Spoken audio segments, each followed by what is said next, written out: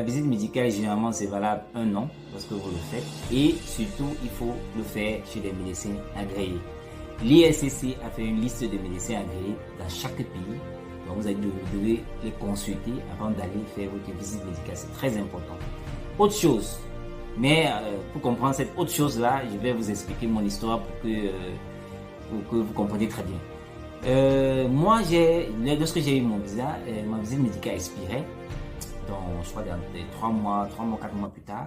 Ce que j'ai fait, c'est que j'ai fait l'effort de quitter avant ces 3 mois ou ces 4 mois.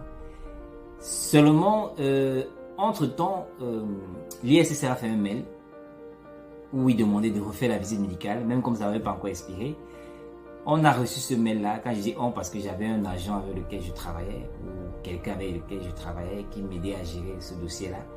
Et ce monsieur n'a pas vu, ou il a vu même, mais il n'a pas compris le message. Parce qu'il se disait que la visite médicale n'a pas expiré, pourquoi il demande qu'on refasse? Et j'ai voyagé.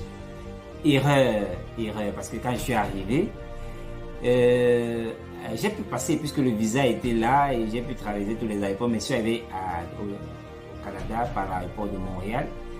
Et là-bas, on m'a fait comprendre que je ne peux pas entrer dans le territoire parce que ma visite médicale, on m'a demandé de refaire. Je dis bien, mais ma visite médicale n'a pas expiré. Mais ils disent que non, on t'a demandé de refaire, tu devais le refaire, tout simplement. Et là, j'ai commencé un peu à vouloir contester, mais c'était peine perdue parce qu'une fois que si vous dites qu'on vous a demandé de refaire, il faut le refaire.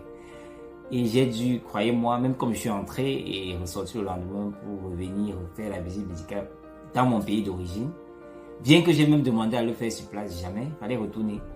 Et j'ai dû retourner pour refaire la visite médicale. Vous imaginez la gêne et tout ce qui a pu se passer après.